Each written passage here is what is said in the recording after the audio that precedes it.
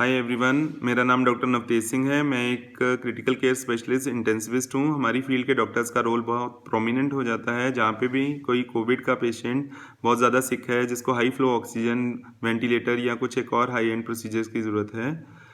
मेरा मकसद इस वीडियो को बनाने का ये है, मेरे मन में कुछ एक बात थी काफ़ी देर से जो मैं शेयर करना चाहता था। अगर ये वीडियो सुनने के बाद, देखने के बाद अगर किसी की लाइफ में 19-20 भी फ़र्क आता है तो I will be very satisfied. देखिए, खासकर मेरी रिक्वेस्ट है इंडिया के यूथ से। इंडिया की मेजर पॉपुलेशन, एक major chunk 20-30s age group का है। उस एज ग्रुप को बहुत रिस्पॉन्सिबल होने की ज़रूरत है। देखो, it's really bad out there right now. India is in a bad shape, so we need to be much more responsible.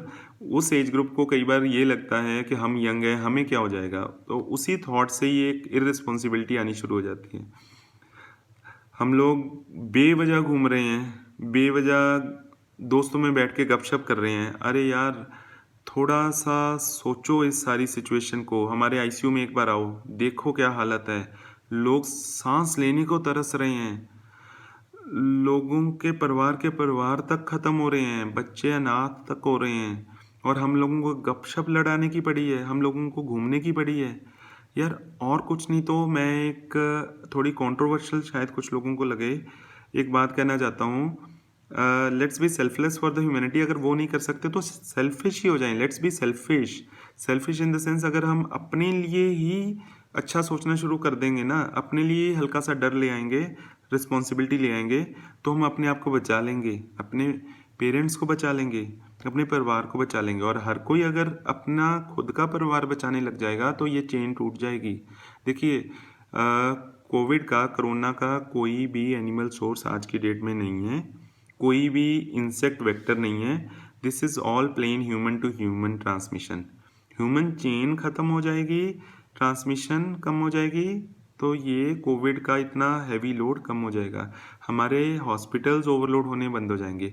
मेरी हाथ जोड़ के सबको रिक्वेस्ट है, देखिए मैं लड़ रहा हूँ इस चीज़ से, मेरे साथ डॉक्टर्स लड़ रहे हैं इस चीज़ से, मेरे जूनियर डॉक्टर्स भी लड़ रहे हैं इस चीज़ से, मेरा स्टाफ लड़ रहा है इस चीज़ से, अक्रॉस द कंट्री लड़ रहे हैं हम लोग। सब लोग अपने छोटे छोटे बच्चों को घर पे छोड़ के आ रहे हैं, सब लोग अपने बुजुर्ग पेरेंट्स को घर पे छोड़ के आ रहे हैं, उनको भी रिस्क दे रहे हैं आप लोगों के लिए। आप लोग रिस्पॉन्सिबल हो जाओ, हम लोगों का काम थोड़ा इजी हो जाएगा। देखिए, government time to time norms बताती रहती है, updated, hand sanitise, mask, social distancing, हमें पता है, हम उसको इग्नोर क्यों कर रहे हैं। देखिए, अब तो वैक्सीनेशन भी ओपन हो गई है। मैं इंडियन गवर्नमेंट का इसलिए बहुत थैंकफुल हूँ कि उन्होंने सबसे पहले हेल्थ वर्कर्स से ये स्टार्ट की वैक्सीनेशन, ताकि हम लोग बेटर सोल्जर्स बन जाते हैं इस लड़ाई में। हम इस चीज़ को, इस जंग को और बेहतर लड़ सकते हैं। तो अब तो 18+ सबके लिए ओपन है। देखिए, पैनिक मत होइए, सबकी टर्न आ जाएगी। जब जब जिसको अवेलेबिलिटी मिलती है, प्लीज़ वैक्सीनेशन लगवाइए। लेकिन एक चीज़ और बहुत बुरी कर सकते हैं हम लोग, जो वैक्सीन हेजिटेंसी करके। वैक्सीन हेजिटेंसी तो प्लीज़ मत कीजिए। जहाँ इतनी डेथ्स हो रही हैं, आप वैक्सीन हेजिटेंसी करोगे तो भगवान ही मालिक है, राइट। ये चीज़ करिए, अपने लिए करिए, अपने पेरेंट्स के लिए प्लीज़ कर लीजिए। तफरी पार्टी बाजी बंद करिए। There is no party going on anywhere. It's very bad, it's very grim situation right now. एक चीज़ और जो मैं बात करना चाहता हूँ, ये वो बहुत मेरे दिल के करीब है, जिसका डायरेक्ट कनेक्शन तो कोविड के साथ शायद कम है, लेकिन it's still very much related to it.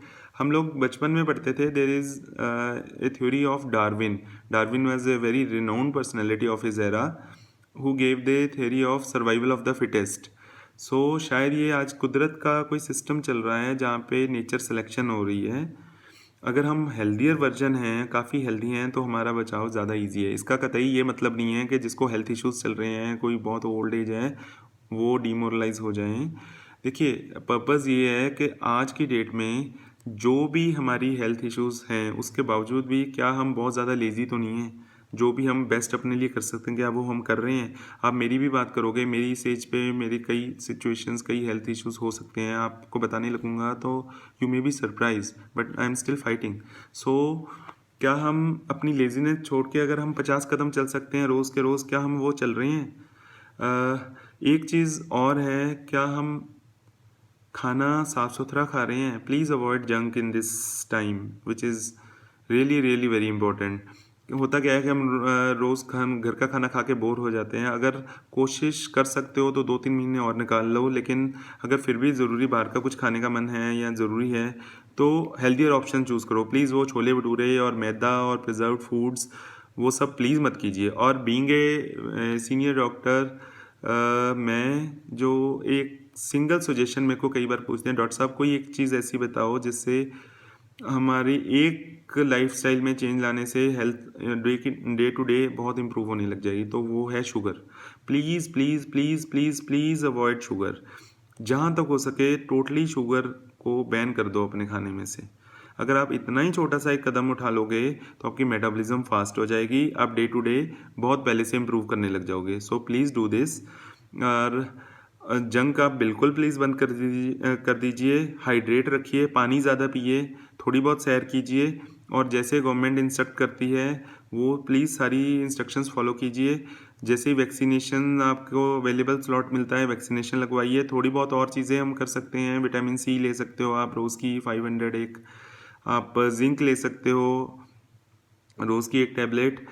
अगर नहीं भी ले हो तो भी इतना कुछ ये नहीं है, इनका बहुत ज़्यादा प्रूवन नहीं है, सिर्फ लॉजिक ये है, इनका कोई ज़्यादा नुकसान भी नहीं है। So these are just vitamins जो आपकी थोड़ी बहुत माइक्रोन्यूट्रिएंट्स हैं जो हेल्प करेंगे। काढ़ा वगैरह, देखिए काढ़ा वगैरह वो सब आप लो, लेकिन साथ में आप मैदा भी खाओ, आप मीठा भी खाओगे तो बात बनेगी नहीं। सो अपनी हेल्थ का ध्यान रखिए। हर एक बंदा अगर ज़्यादा अपनी हेल्थ को लेके रिस्पॉन्सिबल हो जाएगा तो ओवरऑल ये चेन टूट जाएगी, पॉपुलेशन कम इन्फेक्ट होगी भी तो बहुत ज़्यादा सीवियरली इन्फेक्ट नहीं होगी।